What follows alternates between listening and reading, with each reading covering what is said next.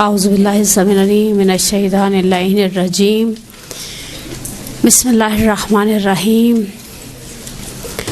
वबिही नस्तईन व हुवा खैरुल मुईन इलाही अंतक़नी बिलहुदा व अलहिमनी तक़वा। हमारी साबिक़ा गुफ्तगू दमाए सलासा में से अहम तरीन खून हैज़ के हवाले से चल रही थी, जो अल्हम्दुलिल्लाह रब्बिल आलमीन हैज़ को हमने लास्ट संडे मुकम्मल अपने तई जो अहम मसाइल थे उन्हें मुकम्मल कर दिया, जो बहुत पेचीदा और बहुत बाज़ ऐसे मसाइल थे जो कभी कभी पेश आने वाले हैं, उनको हमने बयान नहीं किया क्योंकि बहरहाल वो फिर बहुत तुलानी किस्म का और लंबे वाले दर्स बन जाते हैं। और अब आ जाइए, हमने आपकी खिदमत में अर्ज़ किया था कि इंशाअल्लाह नेक्स्ट दर्स में, जो कि मेरा आज इस हवाले से आखिरी दर्स भी है इस सेशन में अलकाइम के, वो है खून इस्तिहाज़ा।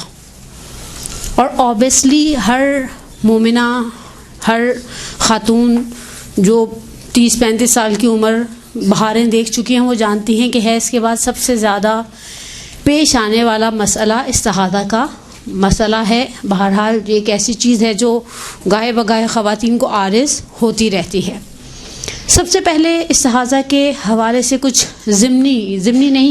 बुनियादी मसाइल और फिर कुछ ज़िमनी मसाइल आपकी खिदमत में इंशाअल्लाह बयान करेंगे। सबसे पहले फरमाते हैं, हर वो खून जो औरत बुलूग़ से पहले देखे वो इस्तिहाज़ा है।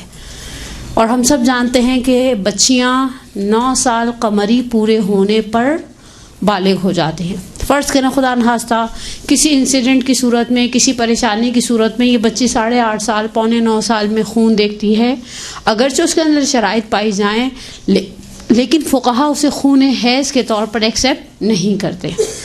वो खून इस्तिहाज़ा ही रहेगा। फिर फरमाते हैं, हर वो खून जो औरत याइसा होने के बाद देखे। याइसा की तारीफ़ हम हैज़ के बाब में आपकी खिदमत में बयान कर चुके हैं। और मेरी कल हमारे उस्ताद बुज़ुर्गवार हुज्जतुल इस्लाम वल मुस्लिमीन आगा नादिर सादिक़ी के साथ आपने अलकाइम पे उनके वीडियो क्लिप्स देखे होंगे और उनके इस मौजू पर मुफस्सल लेक्चर्स भी मेरा जहाँ तक इल्म है, मुझे जहाँ तक मालूमात है, मेरी यूट्यूब पर मौजूद हैं। जिनको तफसील से पढ़ने हो वो आगा नादिर के वो दर्स सुन सकती हैं मोमिनात। उनसे मेरी बात हुई और मैंने आपकी खिदमत में आयतुल्लाह खुई की याइसा ख़वातीन का एक मसला बयान किया था। एक करेक्शन ये बात कल उन्होंने मुझे बताई, तफसील से समझाई कि आगे खुई के नज़दीक सैयद औरत या गैर सैयद औरत बोथ ऑफ देम 50 से 60 साल के दरमियान अगर खून देखें, ऐसा खून देखें जिसके अंदर शराइत हैज़ पाई जाती हैं, ऐसा खून देखें, अगर वो 50 साल से पहले देखती तो उसे क़तअन हैज़ करार देती। आगे खुई मरहूम आलल्लाहु मकामहू के नज़दीक सैयद गैर सैयद दोनों एहतियात वाजिब की बिना पर जमा करेंगी से मुराद ये है कि ये औरत अपने आप को मुस्तहाज़ा समझते हुए, अगर खून का फ़्लो ज़्यादा है, खून की क्वांटिटी अच्छी वाली है, जो मैं भी आपकी खिदमत में इस्तिहाज़ा के ज़िम्न में बयान करूँगी इंशाअल्लाह, तो हर नमाज के लिए वज़ू करे, सैनिटरी नैपकिन चेंज करे, गुस्ल करे और फिर इस प्रोसेस के बाद बिला फासला नमाज पर खड़ी हो जाए।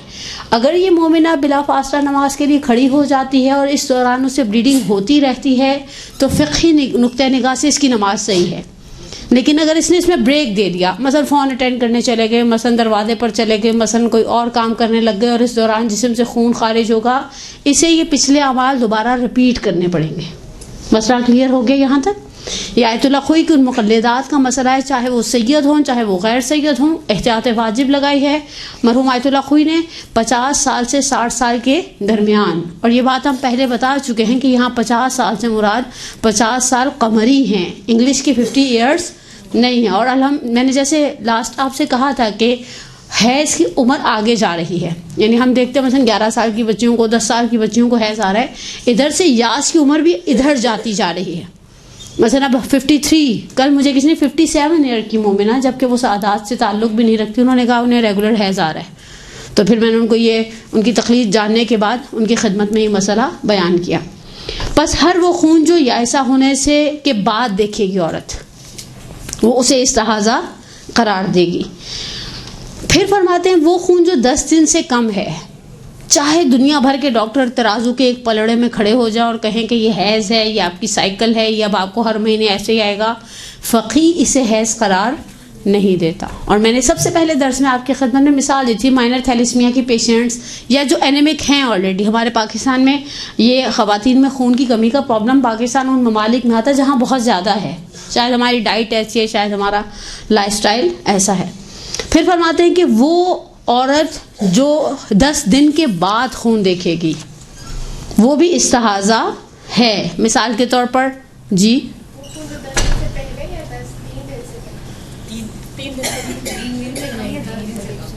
नहीं, 3 दिन से कम देखे, ओके, जो 3 दिन से कम देखा जाएगा, सॉरी मेरे इश्तिबाही लफ्जी हो गया होगा, जो 3 दिन से कम देखा जाएगा वो हैज़ नहीं है, वो इस्तिहाज़ा है। ठीक है, अब चाहे कुछ भी कोई कहे, आपने इसको इस्तिहाज़ा मानना है और इस्तिहाज़ा के मसाइल पर अमल करना है। 2 हैज़ों के दरमियान मिनिमम शरीयत आपसे रिक्वायर करती है 10 दिन का फासला हो। तो इस 10 दिन के दरमियान जो खून देखा जाएगा, अच्छा हैज़ और निफास के दरमियान भी 10 दिन का फासला होना चाहिए। मिसाल के तौर पर किसी के यहाँ बच्चे की विलादत 5 जनवरी को हुई, 15 जनवरी तक उसने अपने आप को नफसा समझा। अगर इसकी हैज़ में आदत नहीं है, अगर आदत है तो आदत के दिनों तक इसको निफास समझेगी, ऐसा नहीं कि लंबाई छुट्टी पर चली जाए नमाज की। और फिर 11वें दिन से अगर फ़र्ज़ करें इसकी कोई बहुत आदत वो नहीं है, आदत के एतबार से आदत नहीं है, अब 15 जनवरी से लेकर 15 जनवरी तक, 5 जनवरी से लेकर 15 जनवरी तक ये हैज़ है और उसके बाद आने वाला खून इस्तिहाज़ा है और उसे इस्तिहाज़ा के मसाइल पर अमल करते हुए अपनी नमाज और अपने रोज़े को अंजाम देना पड़ेगा। और इसी तरह से मैंने कहा ना, यहाँ निफास के बाब में भी यही हुक्म लागू होगा। ऐसा नहीं कि आप कहें कि मसलन मेरी तो बच्चे की पैदाइश से पहले हैज़ की तारीख़ ही मसलन 15 या 16 थी, नहीं, आपने ये जो आखिरी निफास देखा है इस निफास के आखिरी दिन में और नेक्स्ट हैज़ के पहले दिन के अंदर कम से कम 10 दिन का फासला होना ज़रूरी है। मसला वाज़े हो रहा है साथ साथ, तो आप इजहार करते रहिएगा ताकि ऐसा ना हो कि आपको ये मसला खुदा ना सब मुबहम लेकर जाएं। यानी आप सही सीखें, चाहे कम मसाइल सीखें, बहुत बेहतर है उसके कि इंसान बहुत सारे मसाइल सीखे और सारे कच्चे पक्के और आधे हों। नीम हकीम ख़तरा जान होता, नीम मुल्ला ख़तरा ईमान। अल्हम्दुलिल्लाह हमारे पास ऐसी औरतों की ऑलरेडी कमी नहीं है। फिर फरमाते हैं कि अगर बच्चे का कोई जुज़ बाहर नहीं निकला, ये हमारे यहाँ एक दूसरा मिसकॉन्सेप्ट जो मैं आपकी खिदमत में निफास के हवाले से बयान कर दूँ, मैंने एक लिस्ट सी बनाई है, ये छोटी सी, ये वो मसाइल हैं जो मुझे आज मेरे मौजू से बहुत ज़्यादा रिलेट नहीं करते लेकिन बहुत ज़्यादा पेश आने वाले हैं, उन्हें मैं आपकी खिदमत में इशारतन बयान करूं। हमारे यहाँ जब लेबर पेन्स होते हैं तब भी बाज़ुकात ख़वातीन को ब्लीडिंग शुरू हो जाती है, किसी को हैवी, किसी को हल्की फुल्की, लेकिन नॉर्मली ऐसा होता है कि लेबर पेन्स में खातून होती है तो उसे ब्लीडिंग शुरू हो जाती है। औरतें उसके ऊपर निफास का हुक्म लगाती हैं, जब तक बच्चे का पहला जुज़ बाहर नहीं आएगा निफास का हुक्म लागू नहीं होगा। अब ये हैवी ब्लीडिंग है, अब ये हल्की फुल्की स्पॉटिंग है, उस हिसाब से आप अपनी तायीन तकलीफ करें। तायीन तकलीफ करना नहीं, अपनी जिम्मेदारी को वाज़ेह करें।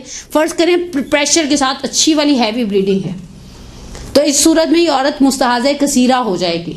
अब इस औरत की जिम्मेदारी क्या बनती है, ये औरत गुस्ल करे और नमाजों को अदा करे। अब यहाँ पर एक सवाल के निशान, एक औरत होने के नाते ख़वातीन के इस मसले को हम देखते हैं, सुनते हैं और बहरहाल बहुत दफ़ा ये चीज़ें ज़िंदगी में बहुत रेगुलर फेजेस में सुनने में आती हैं फ़िक़ही मसाइल के हवाले से।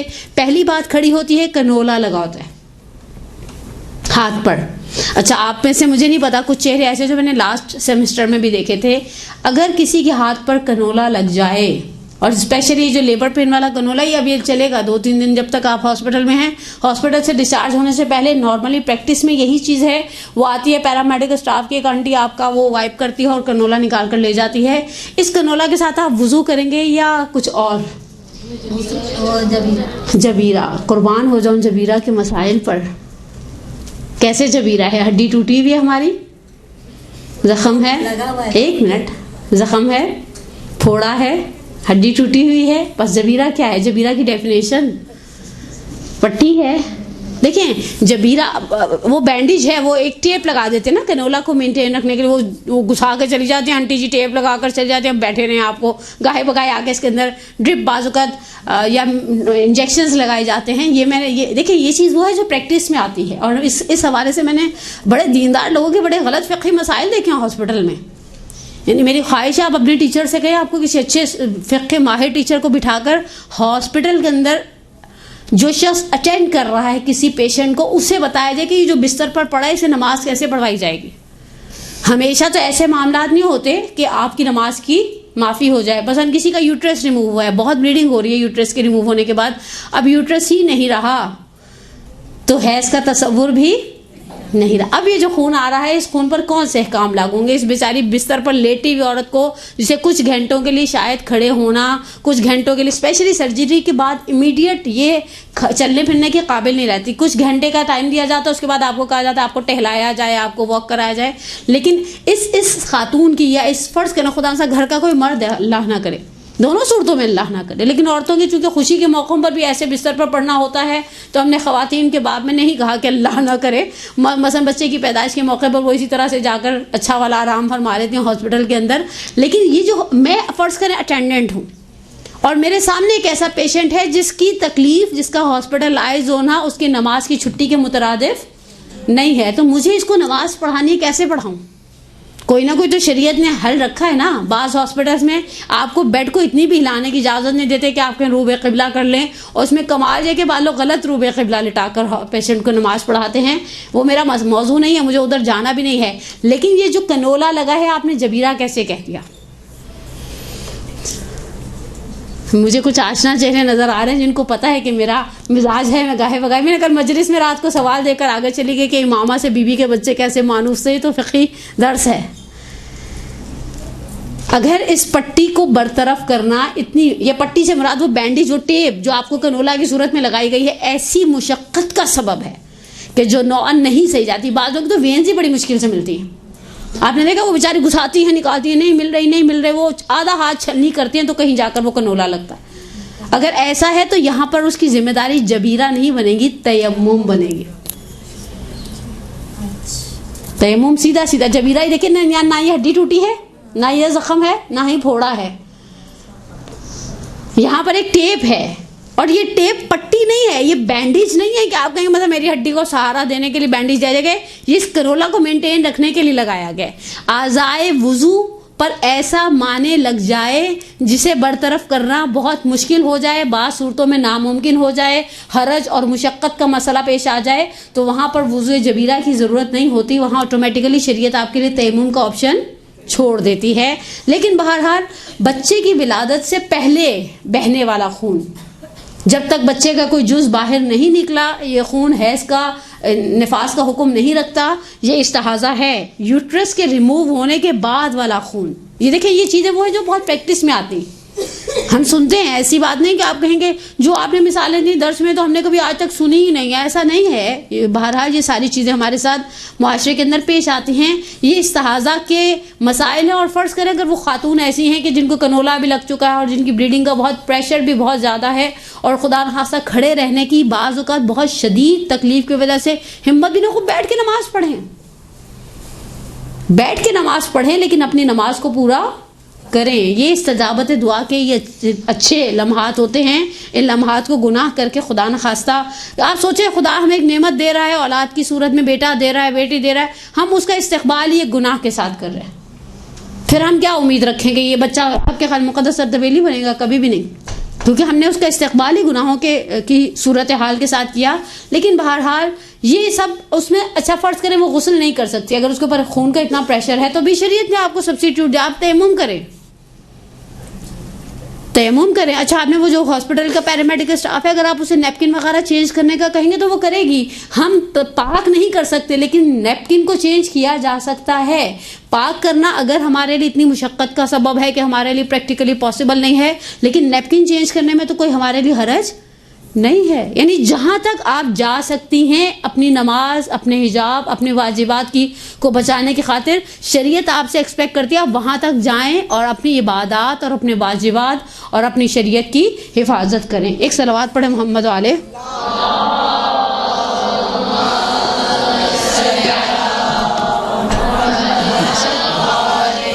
मोहम्मद व अज्जिल फरज।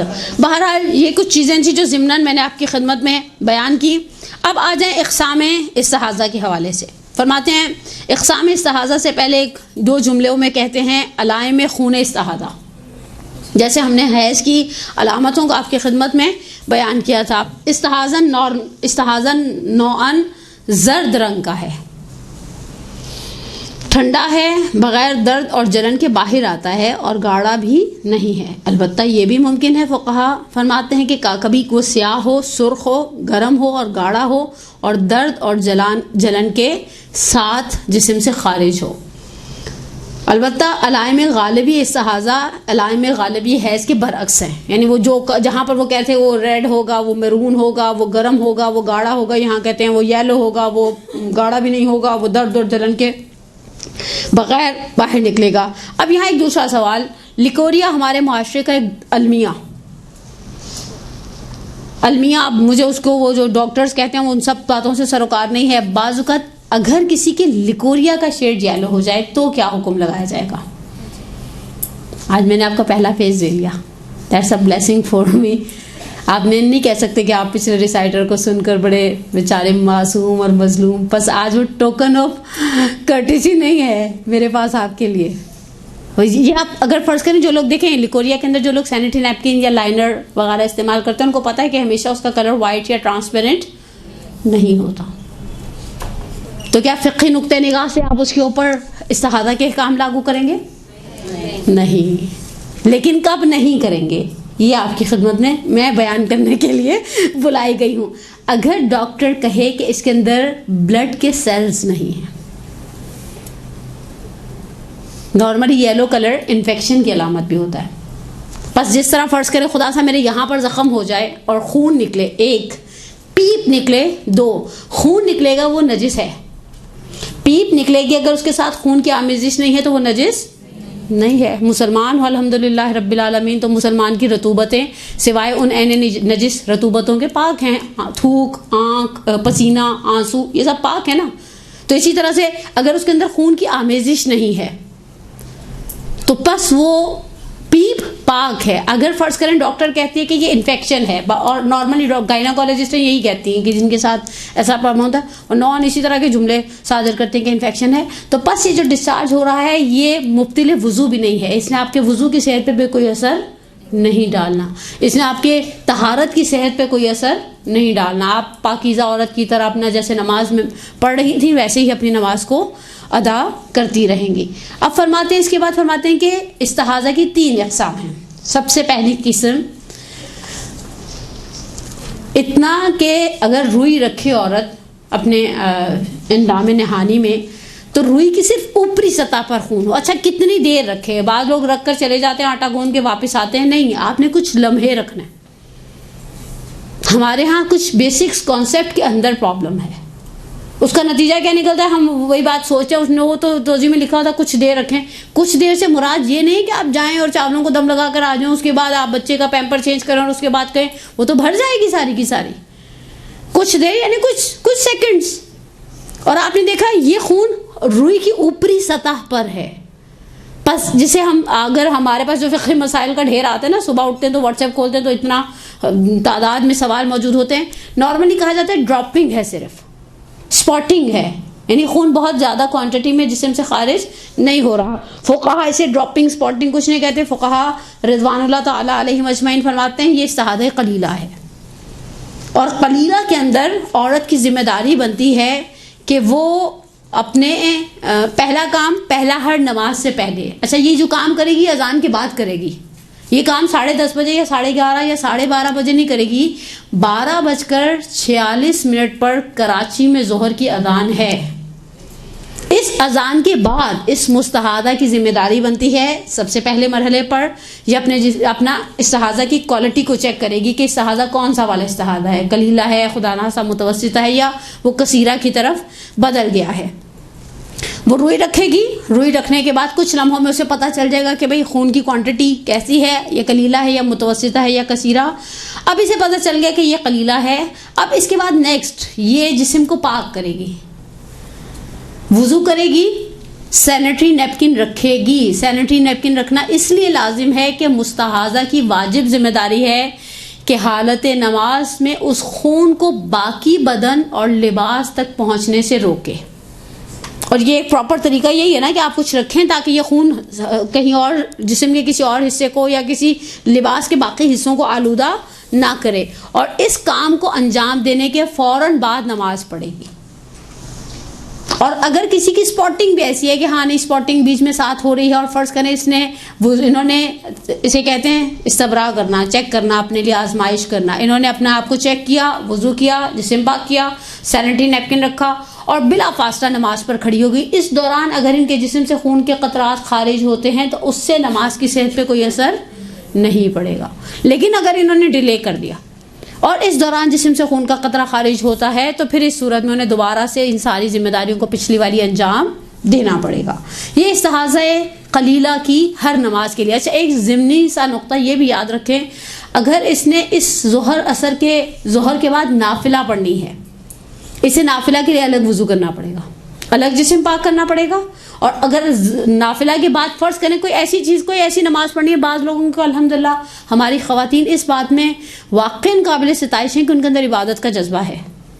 अल्हम्दुलिल्लाह बहुत सारी मोमिनात आपको ऐसी मिलेंगी जो वो सुबह उठती हैं तो वो 15-20-25 मिनट तक उनकी नमाजें चल रही थी। शुक्राना तो नमाजें, इमाम ज़माना तो नमाजें, हदिया वालिदैन तो नमाजें, बहुत सारी हमारे पास तकरीबन आग़ाए मोहसिन क़िराती सितादे इक़ामे नमाज के बानी हैं, वो कहते हैं हमारे पास 3000 के लगभग मुस्तहब नमाजें हैं। और अल्हम्दुलिल्लाह हम गनी हैं, वाक़ई ऐसी कसीर तादाद में हमारे पास नमाजें हैं। इसे हर नमाज के लिए इस काम को अंजाम देना पड़ेगा। अगर मुस्तहाज़ा कलीला नमाज शब पढ़ना चाहे और 11 की 11 रकत पढ़ना चाहे, उसे 6 टाइम अपनी जिम्मेदारी को अंजाम देना पड़ेगा। लेकिन एक बात याद रखिए, अफ़ज़लुल अमाल अहमद हुआ, जैसे जैसे अमल की सख्ती बढ़ती है वैसे वैसा उसका अजर भी बढ़ता चला जाता है। एक औरत जो बिल्कुल बैठी हुई है, गर्म ठंडे पानी की सहूलत है कमरे के अंदर, बाज़ लोगों ने जिनके बेडरूम्स बड़े हैं वो चौकियाँ बिछाई होती हैं नमाज की, बड़े कंफर्टेबल से तरीके से नमाज पढ़ी है। और इसके मुकाबले में एक वो औरत है जिसके पास शायद टैप वाटर इतना करीब में नहीं है। हमारे पंजाब, हमारे सिंध में बहुत सारे घर ऐसे हैं, वो लंबा सा सेन क्रॉस करके जाओ तो कोने में गुसल खाना है। ऑब्वियसली उसने बहुत हैसल बर्दाश्त किया ना इस नमाज के लिए। मुमकिन है वो सिर्फ आखिरी 3 रकत नमाज शब पढ़े और उस 3 रकत का सवाब उस आंटी की नमाज से ज़्यादा हो। और खुदा का बहुत बड़ा एहसान है कि जो ख़वातीन, मैं आपको एक रिवायत का तबर्रुकन, आप फ़िक़ही मसाइल के दरमियान, मुझे किसी ने कहा फ़िक़ही मसाइल के दरमियान ये रिवायतें और वाक़यात ना सुनाया करें। मैंने कहा आप मेरी जगह बैठें तो आपको भी बाज़ चेहरों के तासुरात नज़र आएँ और जो मैं देखती हूँ वो आपको नज़र नहीं आता। लेकिन तबर्रुकन एक रिवायत, मुमकिन है मैंने रिवायत पहले आपकी खिदमत में अर्ज़ कर दी हो, लेकिन आग़ा मिसबाह यज़दी ने रहजुयान सादिक में रिवायत को नक़ल किया है अबाज़र गफ़ारी से, और अबाज़र गफ़ारी ने रिवायत को नक़ल किया है रसूल अकरम सल्लल्लाहु अलैहि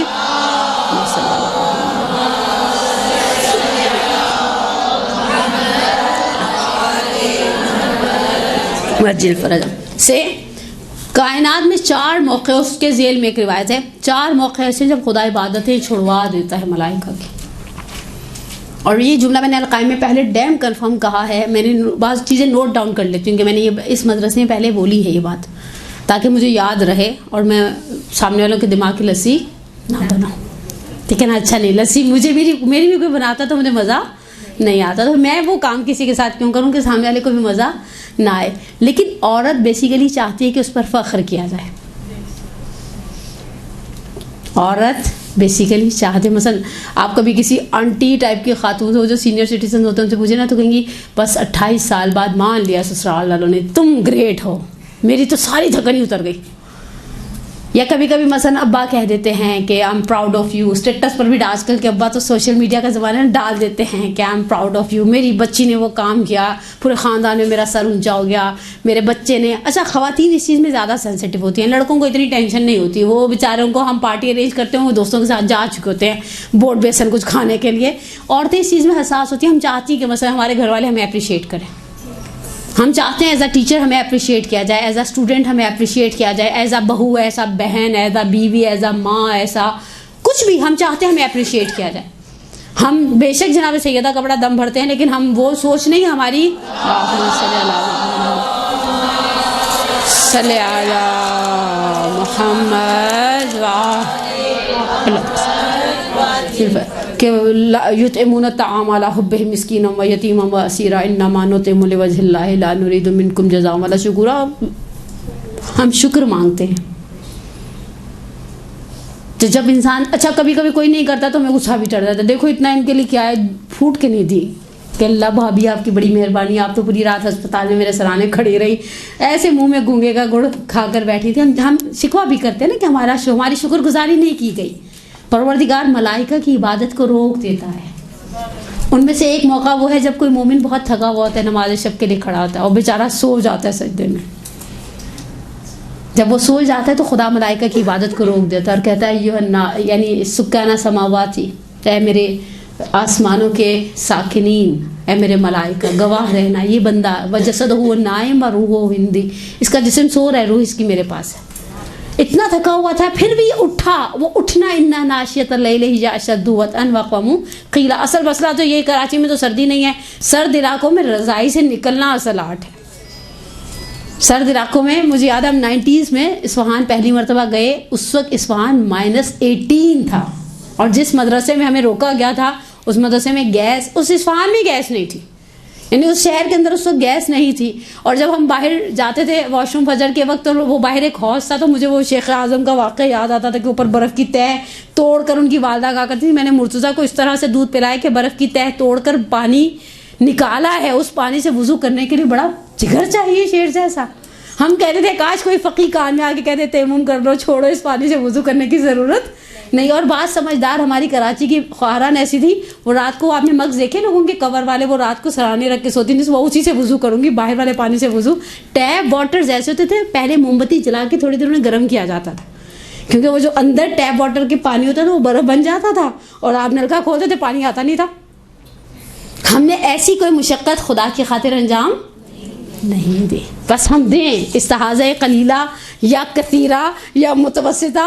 अगर नमाज शब पढ़ना चाहती है उसे हर नाफिला नमाज के लिए वही काम करने पड़ेंगे जो उसे वाजिब नमाज के लिए अंजाम देने पड़ेंगे। अब नेक्स्ट मुस्ताहाज़ा मुतवस्सिता, इसने रुई रखी, खून ने रुई को भर दिया, यानी इतना प्रेशर है खून के अंदर, लेकिन ये खून उस कपड़े तक, जो अल्फाज इस्तेमाल किए हैं फुक़हा ने, उस पट्टी तक नहीं पहुंचा जो इस कपड़े को कंट्रोल करने के लिए ख़वातीन मसलन लाइक अंडरगारमेंट्स इस्तेमाल करती हैं। यहाँ पर ये खून जो आ रहा है ये इस्तिहाज़ा मुतवस्सिता है। इस्तिहाज़ा मुतवस्सिता की 2 जिम्मेदारियाँ बनती हैं। पहली जिम्मेदारी हर दिन का एक गुस्ल।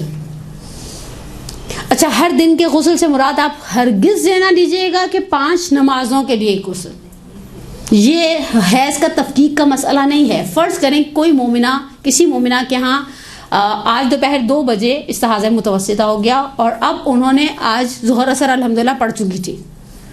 अब मुस्ताहाज़ा मुतवस्सिता होने का नतीजा क्या निकलता है, इन्हें मगरिब इशा के लिए गुस्ल करना पड़ेगा। अच्छा, ये गुस्ल उनको अज़ान के बाद करना पड़ेगा। एक दूसरी बात, इन्हें मुस्ताहाज़ा कलीला के सारे मसाइल को फॉलो करना पड़ेगा। मसलन वुज़ू करना पड़ेगा हर नमाज के लिए, सैनिटरी नैपकिन चेंज करना पड़ेगा हर नमाज के लिए, और जिस्म से अगर खून खारिज हुआ है तो जिस्म के उस हिस्से को पाक करना पड़ेगा हर नमाज के लिए। अब ये काम करके ये नमाज पढ़ेंगी, लेकिन कल इन्हें गुस्ल करने के लिए मगरिब इशा का इंतज़ार नहीं करना, कल फजर से पहले इन्हें गुस्ल करना है।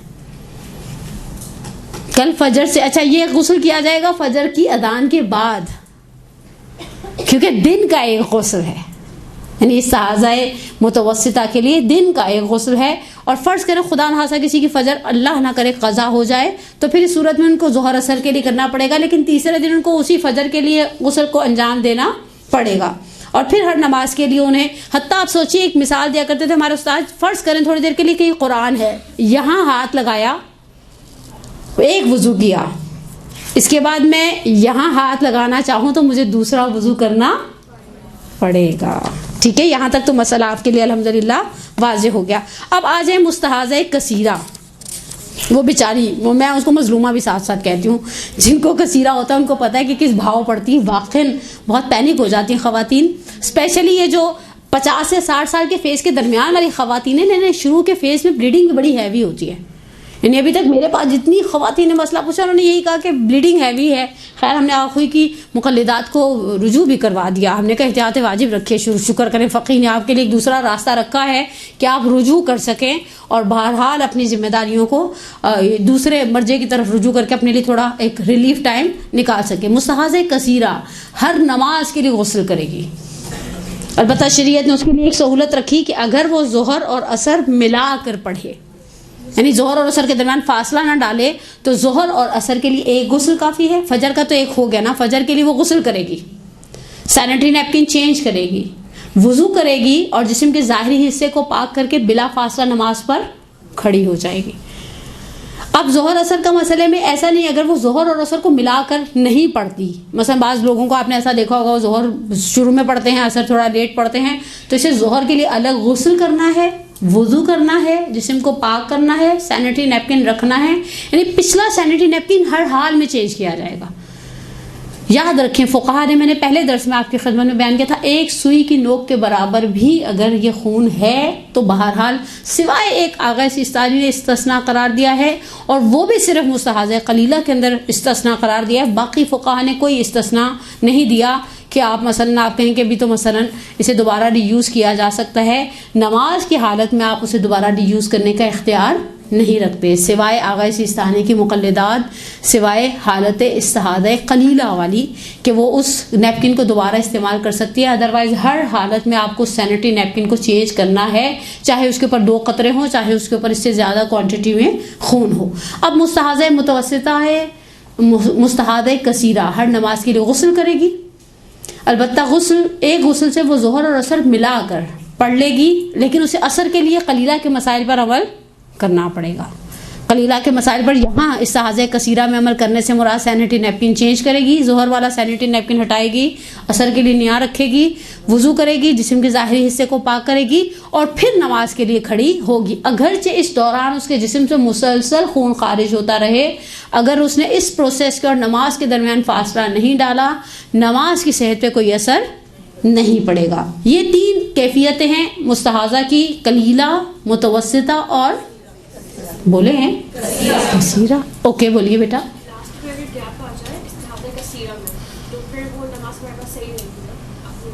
क्या मतलब गैप आ जाए? जैसे अगर मैंने वज़ू कर लिया, ठीक है, करके मैं नमाज नहीं पढ़ी, थोड़ा गैप आ गया, अगर गैप आ गया और इस गैप के दौरान खून आ गया तो वो पिछला प्रोसेस रिपीट किया जाएगा।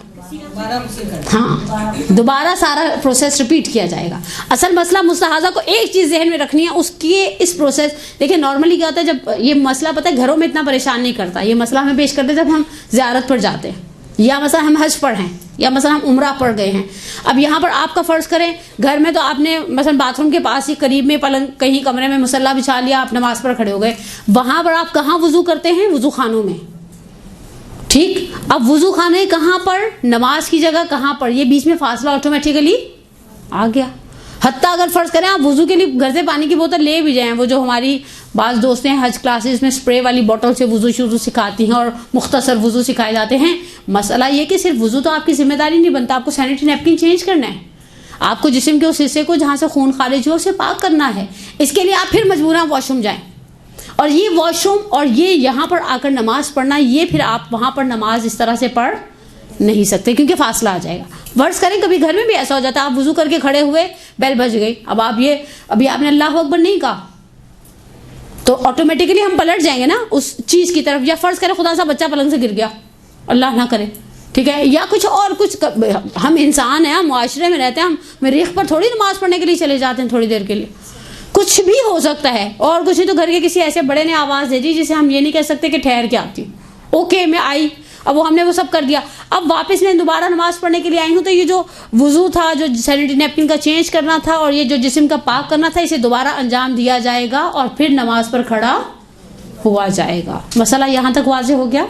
ओके जी बोलिए।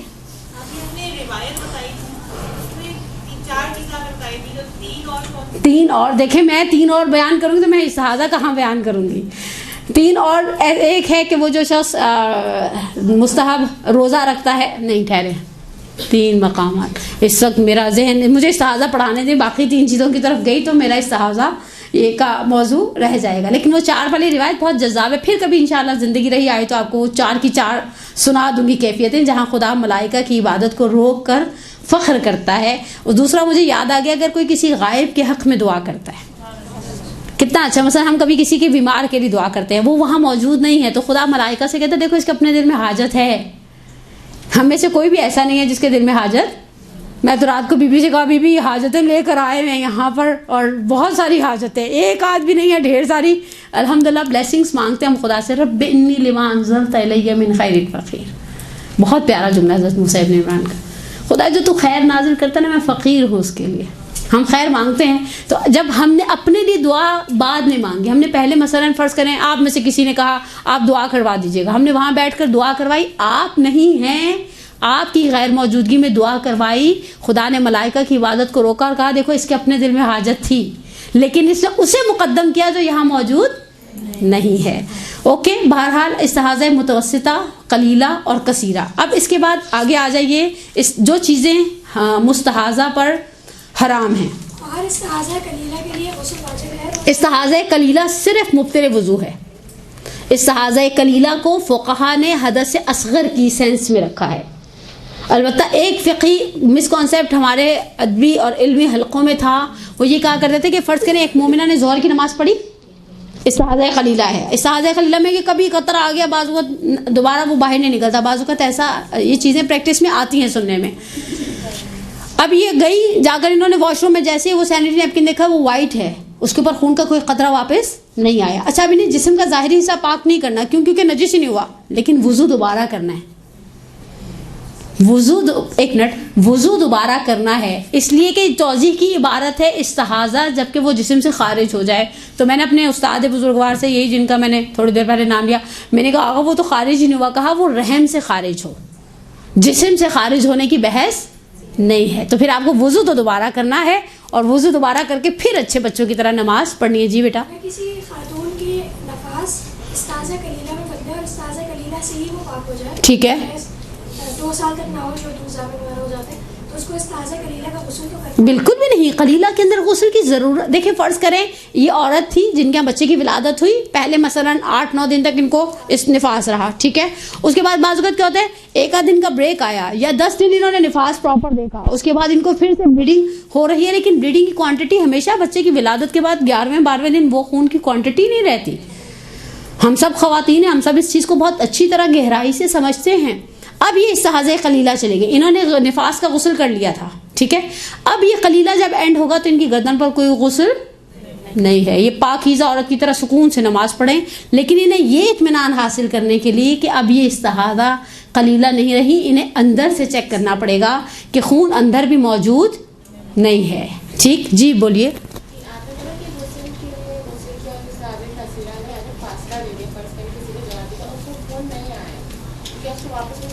अगर खून नहीं आया तो फिर नहीं, वुज़ू करना पड़ेगा। देखिए वुज़ू का तो कलीला के अंदर भी फ़ुक़हा कहते हैं कि अगर नहीं आ भी रहा सैनिटरी नैपकिन पर तो अंदर तो है ना, इसे पता है कि ये मुस्तहाज़ा मुतवस्सिता या कसीरा या कलीला है। वुज़ू तो इसे हर नमाज के लिए करना है, चाहे खून सैनिटरी नैपकिन पर आए चाहे खून सैनिटरी नैपकिन पर ना आए, क्योंकि एक मिनट, बाज़ कंडीशन में ऐसा होता है क्लॉटिंग होती है, स्पेशली खुदा जिनके बच्चे टर्मिनेट हो जाते हैं या मिसकैरेजेस की सूरत में, वो हमेशा ऐसा होता है बाज़ कि सिर्फ क्लॉटिंग है, मसलन जब ये बैठेंगी टॉयलेट जाएंगी तब इनके जिस्म से खून खारिज होगा, अदरवाइज उस तरह से खून हमेशा सैनिटरी नैपकिन पर नहीं आता। जी फरमाइए। मेरा सवाल ये है कि जैसे आजकल हार्मोनल प्रॉब्लम्स की वजह से कुछ ख़वातीन को 40 साल से पहले भी ये मसला होता है कि पीरियड्स बंद हो जाते हैं या ऐसा हो जाती है, डिस्टर्बेंस चल रही होती है, तो उसमें ये है कि जैसे कभी 6 महीने बाद आ रहे हैं, कभी 4 महीने बाद, उसमें 2 दिन आ रहे हैं, 2 दिन के बाद फिर आ रहे हैं, तो अब फिक्री हिसाब से अब उसको इस्तिहाज़ा काउंट करें या है? देखिए पहली बात तो ये कि क्योंकि अभी याइसा फ़िक़ही एतबार से याइसा नहीं हुई, ठीक है, इनका भी टाइम पीरियड है, अगर खून के अंदर अलामतें हैं, शराइते खून हैं, तो वो हैज़ रहेगा, चाहे वो 6 महीने बाद आए, चाहे वो 2 दिन आए। नहीं, आगे मैं अपनी बात को मुकम्मल करूं। शराइत के अंदर पहली, दूसरी या तीसरी शर्त क्या थी, 3 दिन आए। अच्छा फ़र्ज़ करें 2 दिन बाहर निकलता रहा है, तीसरे दिन से जब इन्होंने अंदर से चेक किया खून अंदर मौजूद था, अगर खून अंदर मौजूद है और इसी तरह से 3 दिन मुकम्मल हो जाते हैं तो फिर ये सारे का सारा हैज़ बन जाएगा। और अगर खून अंदर मौजूद नहीं और इन्होंने पिछले 2 दिन में नमाज नहीं पढ़ी है सोच करके मुझे फिर से हैज़ आ गया है मसलन 6 महीने बाद, यानी जिनकी साइकिल डिस्टर्ब होती है, मैंने आपको पहले कहा ना खुदा सा जिन्हें सिस्ट होती है या जिन्हें कोई पता नहीं 1001 किस्म की मुश्किलात है, आप किसी गायनोकोलॉजिस्ट के पास बैठे हैं जो आज की खवातीन को लाहक है हार्मोन्स की वजह से, तो इस सूरत में अगर उसके अंदर शराइते हैज़ हैं, ये सिन्ने याज तक नहीं पहुंची तो ये इसे हैज़ करार देगी। अच्छा, एक चीज़ इसके अंदर औरत का ज़ाती इत्मीनान भी बहुत बड़ा मयार है। बाज़ औक़ात हमारा अंदर से इत्मीनान नहीं होता कि हैज़ नहीं है, हमें पता है इसने बंद हो जाना है, 1 दिन बाद बंद हो जाना है या कुछ घंटों के तक ब्लीडिंग होगी, और बाज़ औक़ात बाज़ मेडिसिन लेने से भी खुदा न खास्ता ऐसा होता है। अगर आपको इत्मीनान है कि ये हैज़ नहीं है तो फिर आप उसे इस्तिहाज़ा समझकर आराम से अपने इस्तिहाज़ा के मसाइल पर अमल करें। इस ज़िम्न में एक फ़िक़ही मसला जो मैंने हज के मौके पर और ज़ियारात के मौके पर ख़वातीन से बहुत बड़ी गलती होती देखी है, वो ये है कि वो गोलियों का इस्तेमाल। जब हज था शुरू में गोलियां नहीं थी तो लोग हज नहीं करते थे, छोटी उम्र की बच्चियों को लोग गोलियां खिलाने लगे हैं। वाक़ई हैफ है, कोई मुनासिब बात नहीं है। आपको सिर्फ एक वो कुब्बे के नीचे रुकना हराम है। आप जा रहे हैं दरवाजे पे बैठे रहे अच्छे बच्चों की तरह, लेकिन इसमें प्रॉब्लम क्या होता है, आप गोलियां खा रहे हैं। यानी ये जो चीज़ प्रैक्टिस में देखी गई मैं उसे आपकी खिदमत में बयान कर रही हूँ। मेरे सामने तो बहुत यानी आप बैठी हैं, मेरी इस आवाज़ को बहुत सारे लोग सुन रहे होंगे। अगर आपने गोलियों के अंदर ज़रा सा कुछ 19-20 हो जाता है, खाने की टाइमिंग्स में स्पॉटिंग शुरू हो जाती है। अच्छा, ये स्पॉटिंग हो रही है, आप जब भी अंदर चेक करते हैं अंदर खून मौजूद होता है, ये हैज़ है। अब शरीयत आपको मस्जिद में जाने की, हरम में बैठने की, नमाजें पढ़ने की इजाज़त नहीं देती। मैंने खुद अपनी इन गुनाहगार आंखों से मस्जिदुल हराम की छत पर दुआए जोशन कबीर के प्रोग्राम में एक मोमिना को देखा। वो थोड़ी देर पहले उन्होंने मुझे होटल में कहा था कि मतलब हल्की फुल्की सी स्पॉटिंग हुई है। मैंने कहा अच्छा, बहरहाल उन्होंने कोई मसला पूछने के लिए ना, जैसे इंसान एक दूसरे के साथ ग्रुप में ट्रैवलिंग करता है तो बात करते हैं। फिर जब हम वहाँ पर दुआए जोशन कबीर के प्रोग्राम में गए तो मैंने उनसे पूछा, मैंने कहा आप यहाँ कैसे बैठी हुई, आपके लिए तो बैठना जायज़ ही नहीं है। उन्होंने कहा मेरे हस्बैंड ने मौलाना से मसला पूछ लिया, उन्होंने कहा है शी कैन सिट। और हमारे साथ उस्ताद बुजुर्गवार ही थे हज पर। मैंने कहा कैसे कह दिया, ऐसा हो नहीं सकता। मैंने कहा आपके हस्बैंड ने मौलाना साहब को बताया कि खून अंदर मौजूद है, तो कहती हैं वो इतने भी बेशर्म नहीं है क्या एक मर्द को बताएं कि खून अंदर मौजूद है। मैंने कहा तो मसला पूछा ही सही तरह से। मैंने कहा ये मसला आप आगा सीस्तानी से भी पूछे तो वो यही कहते हैं कि मसलन मेरी बेगम को सिर्फ 1-2 कतरे आए हैं और उसके बाद खून नहीं आ रहा। वो कहेंगे वो इस्तिहाज़े कलीला था, ख़त्म हो गया, वुज़ू आपका टूट गया, मामला ख़त्म हो गया। आप उन्हें बताएं सोचते अंदर खून मौजूद है जब भी आप इस्तबरा कर रही हैं। तो कहा मैं इतनी बेशर्म नहीं हूँ कि मैं मौलाना साहब को जाकर ये सब बताऊँ। मैंने कहा, फिर मैंने उनको पर्ची भेजी जब वो लॉबी में क्लास होती थी। मैंने कहा कि मसलन अगर किसी खातून के साथ ऐसा है, मैंने कहा इनके अयाम हैं हैज़ के, इन्होंने हैज़ को रोकने की कोशिश की है लेकिन उस कोशिश में कामयाब नहीं है। हमारी औरतों का हज के उम्रे के मसाइल में सबसे बड़ी प्रॉब्लम ये थी कि हम हर बात हर किसी से खुल के करते हैं। वो बेचारे मौलवी साहब से बात करते हुए, मेरे आगा का अलकायम ही का एक क्लिप है जिसमें कहा दुल्हन के पर्दे को बचाने का आसान तरीका उसके बराबर में एक मौलाना बिठा दो, उसी से सिर्फ शर्म आती रहेगी सबको। लेकिन हकीकत है अगर आपको खुदा न खास्ता कभी ऐसी मुक़द्दस मकामात की ट्रैवलिंग के अंदर कोई ऐसा प्रॉब्लम हो जाए, पूरा मसला सामने वाले को बताएं और यहाँ से पूछ कर जाएं, बजाय से कि वहाँ से किसी को तब्बे पर खड़ा करें जलते हुए कि भाई अभी के अभी मुझे बताएं। सब पूरा ग्रुप मस्जिद सहला के अंदर चला गया, हम बाहर खड़े होंगे तो सबको पता चल जाएगा ये क्यों नहीं मस्जिद सहला जा रही, तो आप होटल में टिकी रहती।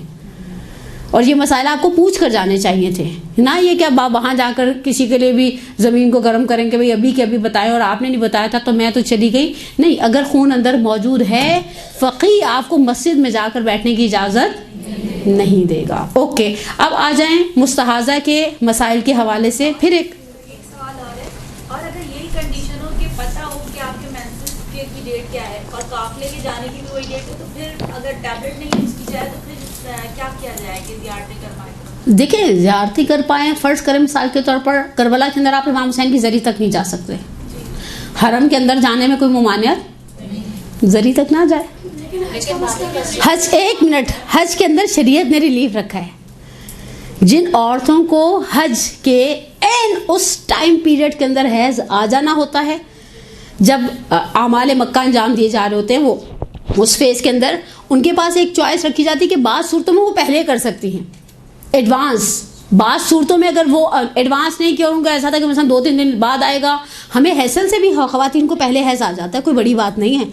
वो भाग दौड़, कराची में इतने नवाब बने हुए होते हैं, हम यहाँ से गुलबर्ग जाने के लिए रिक्शा पकड़ लेते हैं, और वहाँ हमें इतनी चलना पड़ता है, उसकी वजह से भी बाज़ ख़वातीन को हैज़ पहले आ जाता है। ऐसे में आप सही कर सकती हैं बाहर वाली साइड से जाकर, सही सफ़ा मरवा कर सकती हैं। आपको मस्जिदुल हराम का इशू है, मस्जिदुल हराम के लिए आप किसी को नायब बना सकती हैं। शरीयत ने कहीं आपको बंद गली में खड़ा नहीं किया। पता नहीं क्यों खाते हैं लोग, और फिर अच्छा खाने के बाद उसको भुगतान भी देते हैं। बाज़ का ज़रा सा कुछ खाने पीने में 19-20 हो जाता है, आप जिस चीज़ के लिए बहुत सेंसिटिव होते हो उस फेज़ के अंदर आपको हैज़ आ जाता है। ये चीज़ मैंने अगर ना देखी होती अपनी आंखों से तो शायद मैं इतना इत्मीनान से कह भी ना पाती, लेकिन ये चीज़ महसूस की है मैंने कि ख़वातीन इस मसले के अंदर। और फिर अगर आपको मसला पूछें तो आप खुद पूछें। हमेशा याद रखें, मसला जब ज़ुबानों से घूम कर जाता है तो वो मसला बाकी नहीं रहता। और अल्हम्दुलिल्लाह आज की औरत तो मेरा ख्याल है वो गवादर जाकर प्लॉट खरीद कर आ जाए और शौहर से क्या आपसे तो कुछ हुआ ही नहीं आज तक, देखिए ये प्लॉट भी मैं खरीद कर लाई। तो जहाँ सारे कामों में इतना एतमाद में नफ्स है, वहाँ खूब अपने फ़िक़ही मसले को, ये आपकी शरई जिम्मेदारी है। और आपके ख्याल में आइम्मा के ज़माने में लोग औरतें आकर नहीं पूछी थी आइम्मा से, अल्लाह के हबीब से नहीं पूछे जाते थे। अल उलमा वरसतुल अंबिया, रिलायबल सोर्स। आप कोई मुंह से यानी फेस टू फेस बात करते हुए हेजिटेशन हो रही है, आप व्हाट्सएप पर मैसेज ड्रॉप कर दें, आप उस मसले को फ़ोन कॉल पर पूछ लें, बड़ी आसानी से बहुत सारी चीज़ें पूछी जा सकती हैं। अब आ जाइए वो चीज़ें जिसे इस्तिहादा के लिए, जिनके लिए इस्तिहादा के अंदर कोई, वो जो मसला आपने बताया कि ज़ियारतों पे ये मसला होता है, तो फिर वो खातून क्या करेगी? बाहर हरम में बैठी रहे, दुआएं मांगे, ज़ियारत आशूरा 100 लान 100 सलाम के साथ पढ़े, हदीस किसा पढ़े, पूरी मुफाती पढ़े। देखिए बाज़ काम, एक बार याद रखें, बाज़ काम हम लंबी नमाजों की वजह से नहीं कर पाते। आप मानती हैं कि नहीं मानती? बाज़ काम हम जब ऐसी जगहों पे जाते हैं तो हम पूरा कराची में बैठ के नमाजें ऐसी लंबी लंबी पढ़े, हम ना पढ़े, वहाँ हमारी जाके ख्वाहिश होती है मतलब हम नमाज जाफर तैयार भी पढ़े, हमारा दिल जाता। अच्छा आप क्राउड के मौक़म पे गई हैं तो वैसे ही राखियों ने आपको चिमटने तो नहीं देना जरी से, वो कहेंगे हर्रिक दायरा चल आगे लगो, तो उससे तो ऐसे ही कह देना आपको, ठीक है ना। आप बाहर बैठे रहे, अच्छे बच्चों की तरह बैठ के जरी देखते रहे। आपको वहाँ बैठने से शरीयत ने नहीं रोका जहाँ से जरी नज़र आ रही है। सैयदुल शौहदा के हरम इस साइड वाली जगह पर आपको जरी नज़र आती है, आराम से आप बैठ के अपने मौला से बातें करें, बकौल शहीद सिब्ते जाफर की, आइए अपने मौला से बातें करें। लेकिन ये है कि मस्जिद कूफा रह जाती है, मस्जिद सहला रह जाती है। इसमें भी अगर फ़र्ज़ करें कुछ कोई ग्रुप्स की ट्रैवलिंग के अंदर इस तरह की, अच्छा आप दुआ करें खुदा से। मैं रात की मजलिस में मोमिनात की खिदमत में जनाब नफीसा खातून का तज़किरा कर रही थी, इमाम जाफर सादिक अलैहिस्सलातु वस्सलाम।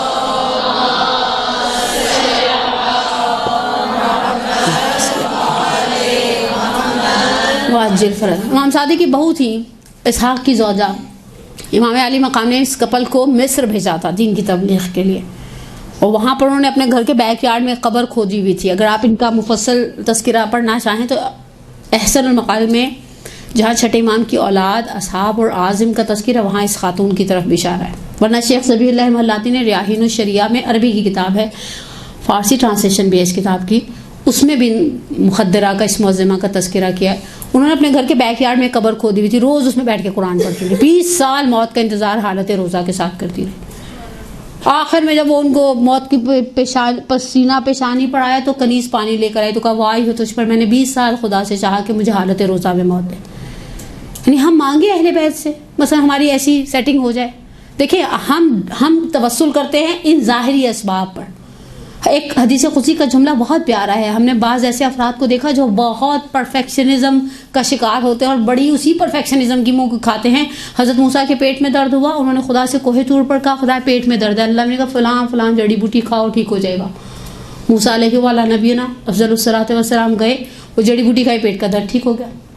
कुछ अरसे बाद देखें बशरी तकाज़े अंबिया के अंदर थे ना, सूरह मुबारक के कहफ की आखिरी आयत कहती है कुल इन्नमा अना बशरुम मिस्लुकुम इल्ला यूहा इलैया, कह दो मैं तुम्हारे जैसा एक बशर हूँ, सिर्फ फ़र्क क्या है कि मेरे ऊपर वही नाजिल होती है, इसमत है बीच में और खुदा के इल्म से कनेक्शन है। कहा कि वो हज़रत मूसा अलैहिस्सलाम गए, वो जड़ी बूटी खाए, कोई पेट के दर्द को फ़र्क नहीं पड़ा, कोहे तूर पर शिकायत लेकर आए, कहा परवरदिगारा पहली दफ़ा पेट में दर्द हुआ, जड़ी बूटी खाई ठीक हो गया, दूसरी मरतबा पेट में दर्द हुआ, जड़ी बूटी खाई, पेट को फ़र्क नहीं पड़ा। कहा मूसा पहली मरतबा तुमने हम पर भरोसा किया था, दूसरी मरतबा उस जड़ी बूटी पर भरोसा किया था। तो जब उसकी ज़ात पर भरोसा करेंगे तो वो आपको लेट डाउन होने नहीं देगा। और हमेशा बाज़ औक़ात तो वहाँ बैठ के जो रोने में मज़ा है ना, वो ज़री के पास जाने में नहीं है, ये भी याद रखें। वो एक तड़प होती ना, मौला साहब ज़री तक होकर आ गए, मैं ज़री तक होकर नहीं है। और वो आंसू में एक शिद्दत आ गई। बहजत कहा करते हैं, अगर ये जानना चाहते हो ना कि मौला की तरफ से इसने दुखूल मिल गया है, तो दरवाजे पर खड़े होकर देखो, आंखों में आंसू आ गए, इसने दुखूल मिल गया। और हम औरतें ना, हम तो इसी बातें भी रो सकते हैं कि मौला सारे जा रहे हैं जरी तक, हमें जरी तक जाना मुयस्सर नहीं। अब बी अ पॉजिटिव थिंकर, अल्लाह का एहसान है, ये भी बहरहाल एक खुदा की दी हुई एक देन है, इसके लिए इतना वरी होने की ज़रूरत नहीं है। अब फरमाई देखिए, फुक़हा फरमाते हैं कि जो चीज़ें मुस्तहाज़ा पर हराम हैं,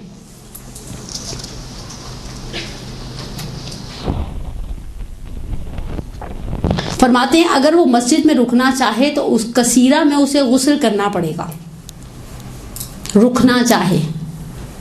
मुस्तहाज़ा कसीरा अकॉर्डिंग टू आयतुल्लाह सिस्तानी।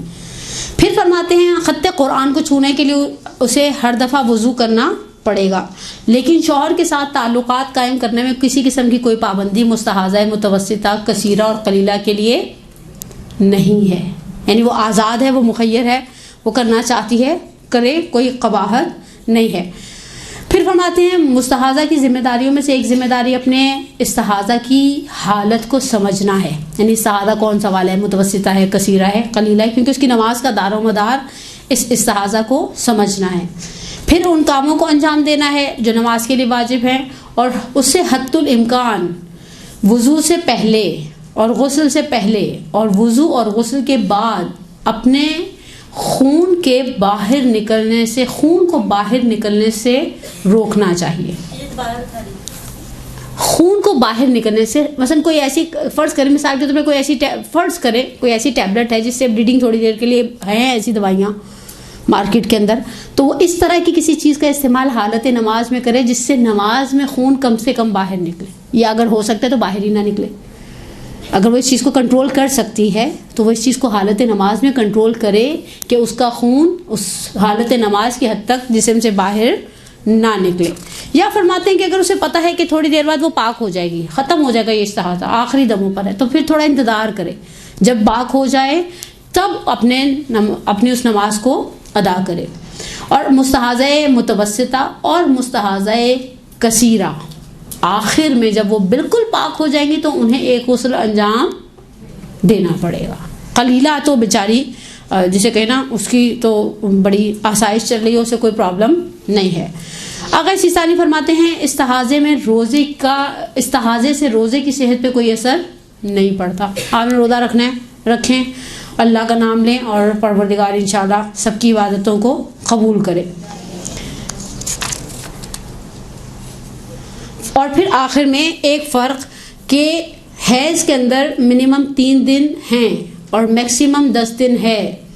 इस्तिहाज़ा के अंदर मिनिमम और मैक्सिमम की बहस नहीं है। मुमकिन है किसी को सिर्फ एक लहजा इस्तिहाज़ा है और मुमकिन है किसी को महीनों चलता रहे। खुदा से जिनके साथ प्रॉब्लम्स होते हैं, हमारे यहाँ बाज़ ख़वातीन खूने इस्तिहाज़ा और खूने ज़ख्म के अंदर भी फ़र्क वाज़ेह नहीं कर पाती, यानी वो फ़र्क समझ नहीं पाती मेरे अल्फाज के मुताबिक। इसका फिर मैं एक प्रैक्टिस वाले मसले की मिसाल दूँ और आज के इस मौजू को यहाँ तक मुकम्मल कर दूँ। बाज़ ख़वातीन बर्थ कंट्रोल के लिए कॉइल रखवाती हैं, उसका एक और नाम भी होता है आईओडी शायद। वो एक प्रोसेस होता है जिसके बाद बच्चों के दरमियान जो लोग फासला चाहते हैं या चाहते हैं कि अब मज़ीद बच्चा पैदा ना हो, उसमें बाज़ का स्पॉटिंग होती है। अगर वो ज़ख़म का खून है तो उसके ऊपर इस्तिहाज़ा के अहकाम लागू नहीं होंगे। ज़ख़म के खून के 2 जुमलों के अंदर अहकाम आपकी खिदमत में, और गुफ्तगू को मुकम्मल कर दूँ आज की हद तक। ज़ख़म के खून के अंदर हर नमाज के लिए अलग वज़ू करने की ज़रूरत नहीं है। ज़ख़म का खून मुब्तिल वज़ू नहीं है, यानी इस्तिहाज़ा कलीला मुब्तिल वज़ू है। आप वो जिस्म से एक कतरा भी बाहर निकल गया, आपका पिछला वज़ू गया।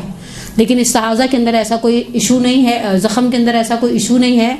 ज़ख़म के साथ आप एक वज़ू के साथ 10 नमाज़ें पढ़ें, 20 नमाज़ें पढ़ें, नमाज की सेहत पे कोई असर नहीं पड़ेगा। ज़ख़म के खून में सबसे ज़्यादा जिस चीज़ का ख्याल रखना चाहिए वो सिर्फ वही एक ज़िम्मेदारी है कि औरत ज़ख़म के खून की सूरत में कोई ऐसी कपड़ा या सैनिटरी नैपकिन इस्तेमाल करे जिससे हालत नमाज में बाकी जिस्म या बाकी लिबास उस खून से आलूदा ना हो।